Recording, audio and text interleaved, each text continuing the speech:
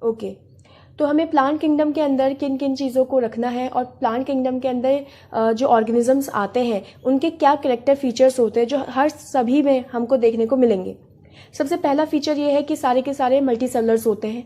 Multi cellular का मतलब multi मतलब बहुत सारे, सेलुलर मतलब सेल, तो बहुत सारे सेल से मिलकर ये प्लांट किंगडम में जो भी ऑर्गेनिजम्स आ रहे हैं वो बने होंगे।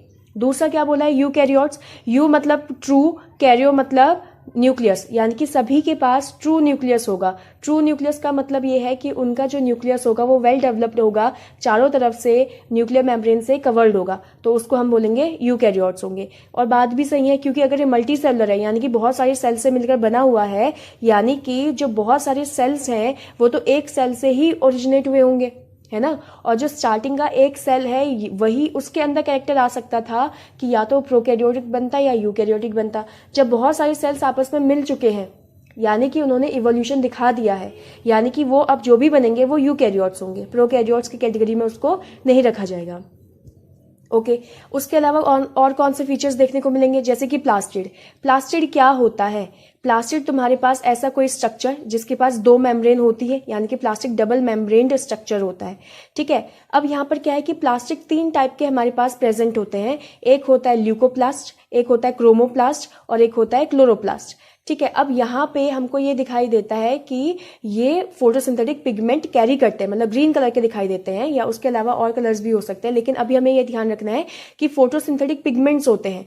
पिगमेंट्स कौन से प्रेजेंट होते हैं उनके पास? फोटोसिंथेटिक, जिसकी वजह से वो अपना खाना खुद बनाएंगे।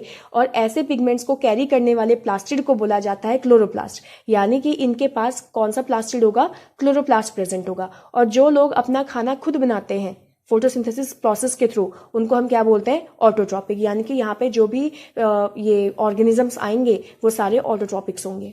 उसके बाद इनके सेल वॉल की बात करते हैं, क्योंकि इनके पास सेल प्रेजेंट होता है और हमको पता है कि प्लांट किंगडम में जो भी ऑर्गेनिजम्स आते हैं उनके पास सेल वॉल प्रेजेंट होता है। ठीक है, इनका सेल वॉल किससे बना होता है? सेलुलोजिक से बना होता है। सभी का सेल वॉल किससे बना होता है? सेलुलोज का बना होता है। और सेलुलोज क्या होता है? इसको बोला जाता है पॉलीसैकेराइड। पॉलीसैकेराइड का मतलब क्या होता है? पॉली मतलब बहुत सारे, सैकेराइड मतलब ग्लूकोज के मॉलिक्यूल्स, तो बहुत सारे ग्लूकोज के मॉलिक्यूल्स मिलकर सेलुलोज को फॉर्म करते हैं। ठीक है, तो उनका सेलुलोज किससे बना होता है? सेलुलोज से बना होता है। उसके बाद बोलते हैं कि ये थैलस जैसे दिखाई दे सकते हैं हमको। थैलस मतलब इनका स्ट्रक्चर कुछ ऐसा होगा जिसके पास ना रूट है, ना स्टेम है, ना फिर लीव्स है। ठीक है, या फिर ऐसा भी हो सकता है कि किसी किसी में हमको ऐसा दिखाई दे कि भैया थैलस नहीं है, उसके अलावा उनकी बॉडी डिफ्रेंशिएटेड है। डिफ्रेंशिएट मतलब कि बॉडी डिवाइडेड है। किस किस में डिवाइडेड है? रूट्स में, स्टेम्स में और लीव्स में बॉडी डिवाइडेड है, और हमको साफ साफ नजर आएंगी वो चीजें। उसके अलावा क्या बोला कि यहाँ पर जो ऑर्गेनिजम्स होंगे या तो वो नॉन वेस्कुलर होंगे या फिर वेस्कुलर होंगे। नॉन वेस्कुलर मतलब क्या होंगे? वेस्कुलर देखते हैं पहले। वेस्कुलर मतलब वेसल्स, वेसल्स मतलब ऐसी कुछ नली जैसी प्रेजेंट होंगी। जैसे हमारी बॉडी के अंदर वेन्स होती है, नसें होती हैं, वैसे उनकी बॉडी में भी कुछ नसें जैसी चीजें हो सकती हैं। अब उनकी बॉडी में खून तो होता नहीं है, लेकिन ट्रांसपोर्ट तो करना है। किस चीज का ट्रांसपोर्ट करना है? या फिर वाटर का या फिर खाने का। तो उसको ट्रांसपोर्ट करने के लिए मुझे क्या चाहिए? वेसल्स चाहिए। या तो उनकी बॉडी में वेसल्स होंगी, अगर जिसके पास होंगे उसको वेस्कुलर कह देंगे, जिसके पास नहीं होंगे उसको नॉन वेस्कुलर कह देंगे। नॉन मतलब नहीं प्रेजेंट होंगी वेसल्स। उसके अलावा ये सारे के सारे ऑर्गेनिज्म मूव नहीं करते। नॉन मतलब नहीं, मोटाइल मतलब मूवमेंट, तो मूवमेंट नहीं दिखा सकते, इस वजह से इनको नॉन मोटाइल की कैटेगरी दी गई है, या नॉन मोटाइल इनको कहा जाता है।